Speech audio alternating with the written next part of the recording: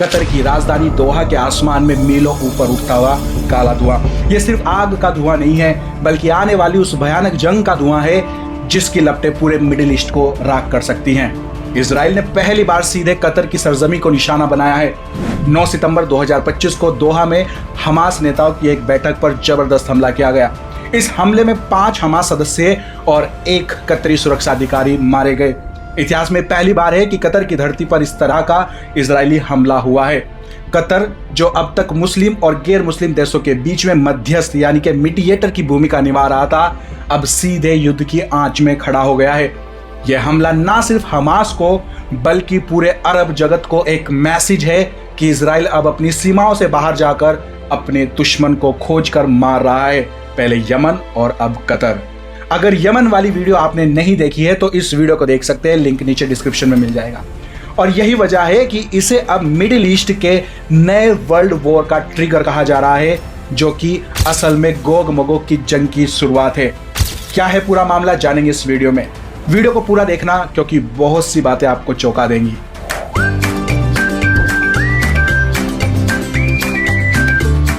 WTL जो कि एक इंडिपेंडेंट मसीह मीडिया है, जहां पर आप मसीह न्यूज़, बाइबल सवाल जवाब और संडे सर्विस से जुड़ सकते हैं। और अगर आप हमारी इस इंडिपेंडेंट मसीह मीडिया को सपोर्ट करना चाहते हैं तो आप हमें ज्वाइन भी कर सकते हैं या डिस्क्रिप्शन में दिए गए नंबर पर गूगल पे भी कर सकते हैं।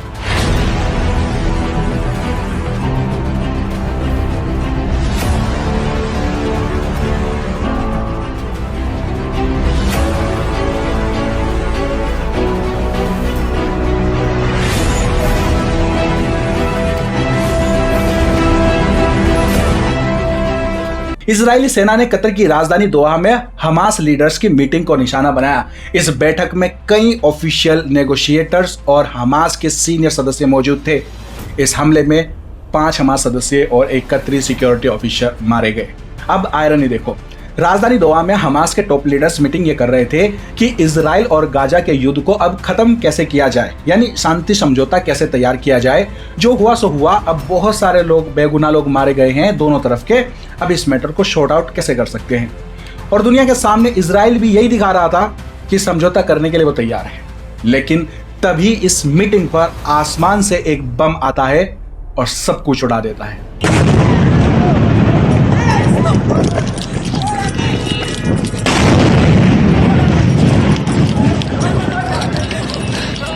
Oh my God! Oh my God! ऐसे में इजराइल को मीडिया में ये कहना चाहिए था कि यह हमला हमने नहीं किया है, हम तो शांति समझौते के लिए तैयार है। नहीं, पर हुआ इसका उल्टा। इजराइल ने इस ऑपरेशन को पूरी तरह से स्वतंत्र अभियान बताया। इजरायली प्रधानमंत्री बेंजामिन नेतन्याहू ने सोशल मीडिया प्लेटफॉर्म एक्स पर लिखा है कि यह कार्रवाई हमास के टॉप आतंकवादी आकाओं के खिलाफ इजराइल की पहल थी और इसकी पूरी जिम्मेदारी भी इजराइल ही लेता है। It's shocking. इजराइल की सैन्य एजेंसियों ने कहा हमला हमास द्वारा गाजा में 7 अक्टूबर 2023 को किए गए हमलों का जवाब है, जिसमें इजराइल पर भीषण हमला हुआ था और 1200 से ज्यादा आम इजरायली मारे गए थे। Much of the world, including much of the democratic world, or governments at least, have shamefully forgotten October 7th. But I don't forget, and Israel will never forget. Never.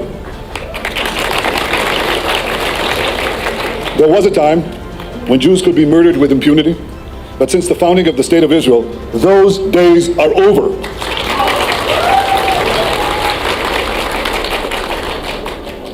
On this day, as in previous days, Israel acted wholly independently, and we take full responsibility for this action. इस हमले का उद्देश्य Hamas के नेतृत्व को कमजोर करना था, जो हाल ही में शांति वार्ता और संघर्ष विराम पर चर्चा कर रहे थे।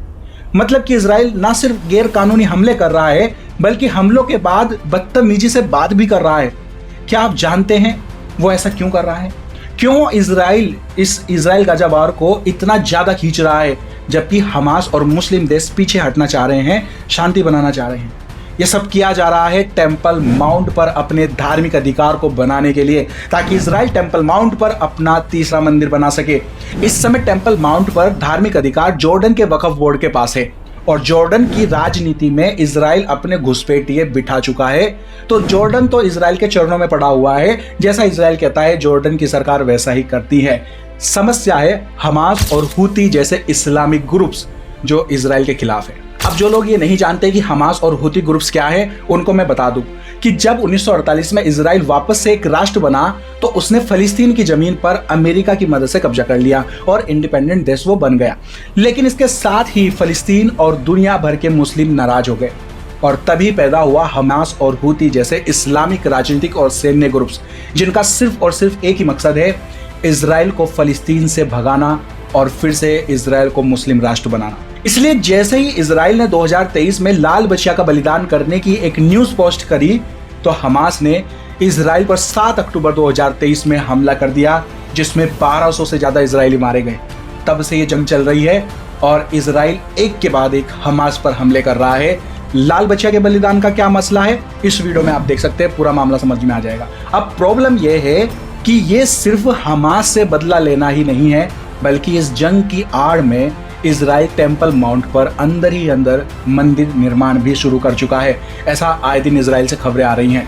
अब इजराइल हर उस देश पर जाकर हमले कर रहा है जो भी मुस्लिम ग्रुप्स के अड्डे हैं, फिर चाहे वो देश कितनी भी दूर क्यों ना हो इजराइल से। अपनी सीमाओं से बाहर जाकर इजराइल अटैक कर रहा है। आप मैप में देख सकते हैं, शुरुआत हुई गाजा से, फिर लेबनान, फलस्तीन, सीरिया, फिर यमन और अब ये कतर में। क्यों इतना गुस्सा, क्यों इजराइल शांति क्यों नहीं चाहता? रीजन है, इजराइल इस बात को बहुत अच्छे से जानता है कि टेम्पल माउंट पर मंदिर बनने नहीं देंगे मुस्लिम देश। इसका एक ही तरीका है, या तो मुस्लिम देश के उग्र संगठनों को खत्म कर दो, मुस्लिमों को डरा दो और युद्ध की आड़ में अपना मंदिर बना लो, या फिर इस वार को ईरान तक ले जाओ। और अगर एक बार ईरान इस जंग में डायरेक्ट कूद गया तो फिर ये गोग मगोग की जंग में बदल जाएगी। इसमें फिर 90% तक मुस्लिम्स मारे जाएंगे। ऐसा मैं अपनी तरफ से नहीं कह रहा हूं, ऐसा लिखा है यज़केल अध्याय 38 में, जिसमें दुनिया भर के मुस्लिम राष्ट्र एकजुट होकर इजराइल के खिलाफ लड़ेंगे और मारे जाएंगे। गोग मगोग की जंग की पूरी डिटेल जानकारी अगर आप चाहते हैं तो इस वीडियो को देख सकते हैं, लिंक नीचे आपको डिस्क्रिप्शन में मिल जाएगा। अब देखिए, पहले इजराइल यमन में वहां के पीएम को बम गिराकर उड़ा देता है, फिर मीडिया से कहता है कि हम शांति समझौते के लिए तैयार हैं, और अब जब हमास शांति समझौते के लिए कतर में मीटिंग कर रहे हैं तो उनको बम से उड़ा देता है।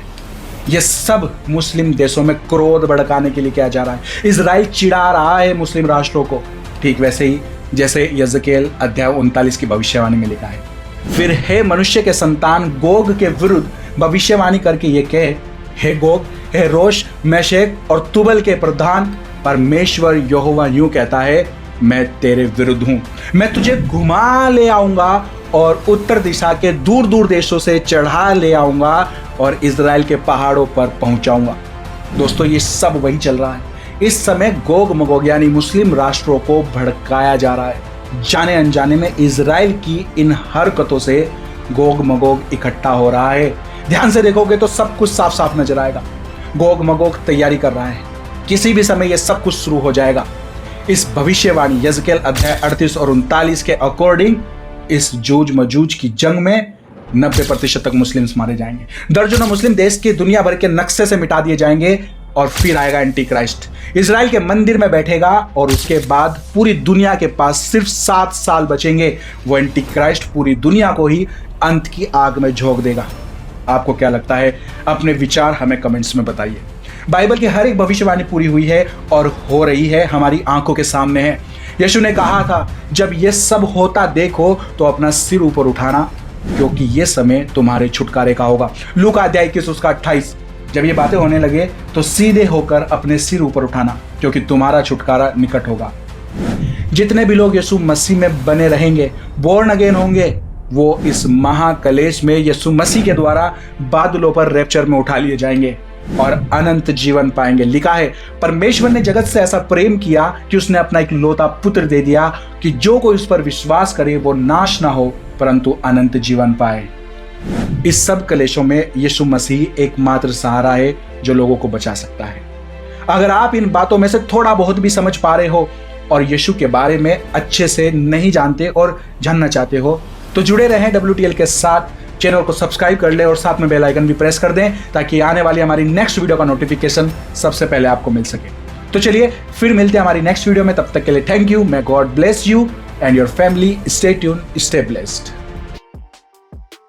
एक और बात जो मैं आपके साथ शेयर करना चाहता हूं कि हमारे जैसे चैनल्स पर YouTube एड्स का रिवेन्यू लिमिटेड कर देता है, मतलब कि एड से कोई भी खास इनकम नहीं होती है, इतनी भी नहीं कि एक्सपेंसेस भी निकाले जा सकें, और स्पॉन्सर्स हम जैसे चैनल्स को मिलते नहीं हैं। तो अगर आप चाहते हैं कि हम इसी तरह से वीडियोस को रेगुलर बना सकें और अपनी इस सेविकाई को ईमानदारी से कर पाएं, तो हमें आप मसीह भाई बहनों की सपोर्ट की जरूरत है। अगर आप हमारे इस इंडिपेंडेंट मसीह मीडिया को सपोर्ट करना चाहते हैं तो आप हमें ज्वाइन भी कर सकते हैं, या डिस्क्रिप्शन में दिए गए नंबर पर गूगल पे भी कर सकते हैं। Thank you, may God bless you and your family. तो चलिए फिर मिलते हैं हमारी नेक्स्ट वीडियो में। Stay tune, stay blessed.